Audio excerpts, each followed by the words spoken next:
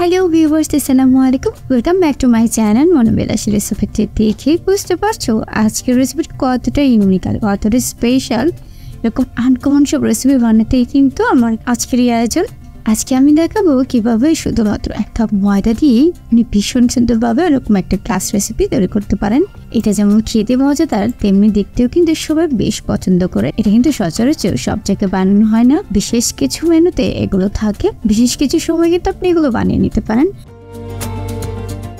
তো এই ক্লাস রেসিপিটা বানানোর জন্য এবার আমি এখানে 1.5 কাপের মতো ময়দা নিয়ে নিচ্ছি আর দিয়ে দিচ্ছি স্বাদ মতো লবণ।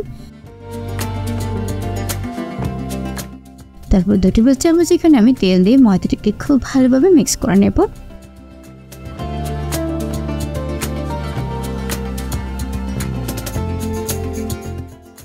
তো ময়দাটাকে কিন্তু খুব ভালোভাবে মিক্স করে নিতে হবে। এরপর আমি নরমাল পানিতে একটি সুন্দর ডো তৈরি করে নেব।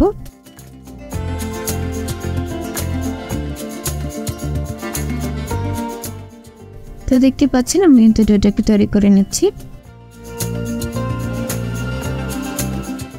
তো কিছুক্ষণ আমি হাত দিয়ে মধ্যে এবার একটা ডো তৈরি করে নিয়েছি। এরপর আমি এর মধ্যে অল্প কিছুটা তেল দিয়ে দিচ্ছি রেস্ট রাখার জন্য, যেন এটা সফট থাকে, শক্ত হয়ে না যায়। তবে আমি দুপাশটায় তেলটাকে লাগিয়ে নিচ্ছি এবং একটা ঢাকনা দিয়ে ঢেকে এবার এটাকে রেস্টে রেখে দেব।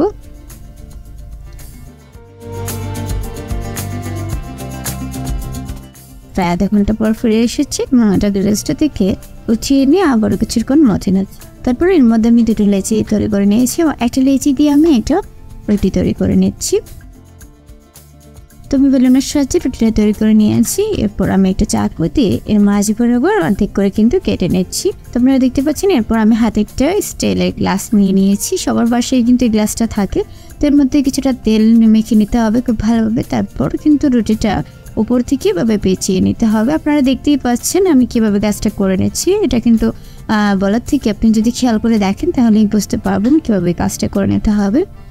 তো আমি ঘুরিয়ে কিন্তু পুরো সাইডটাকে খুব ভালোভাবে লাগিয়ে নিয়েছি এবং একটি কাঁটা চামচের সাহায্যে এটাকে আমি ছোট ছোট করে ছিদ্র করে দিচ্ছি যেন ফুলে না যায়। তো আমি আরও একটা কিন্তু পেঁচিয়ে দেখাচ্ছি আপনাদের বোঝানোর জন্য। তো আমি পুরো পাশটা গিয়ে একদম আটকে দিয়েছি। তারপর মুখের সাইডটাকেও কিন্তু এভাবে আটকিয়ে দিয়েছি, আপনারা দেখতে পারবেন। একটু চাপ দিয়ে ভালোভাবে কিন্তু আটকিয়ে দিতে হবে, খেয়াল করতে হবে যেন আবার ছিঁড়ে না যায়।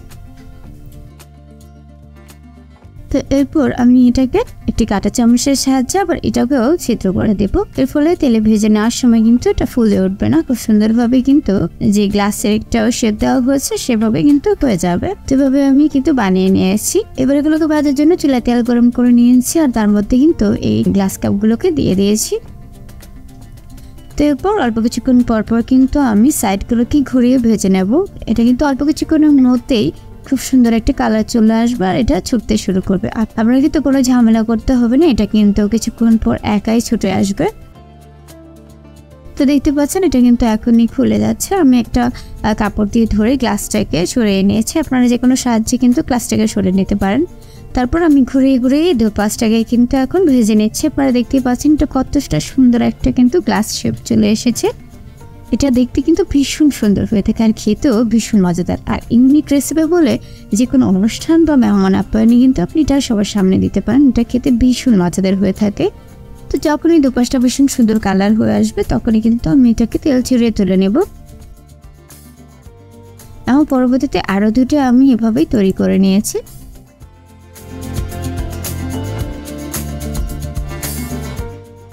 আমি দুপাশটাকে খুব সুন্দরভাবে উল্টো পাল্টে কিন্তু আমি ভেজে নিয়েছি।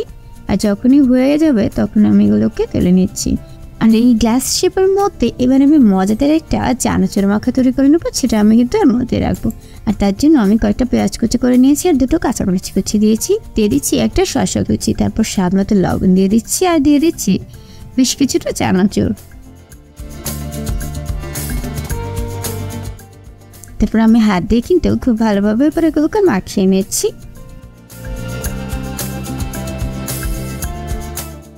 এরপর আরেকটু মজাদার করার জন্য এর মধ্যে আমি সরষের তেল দিয়ে দিব। দেখি বুঝতে পারছো এই চানাচুর মাখাটা কতটা মজাদার হবে।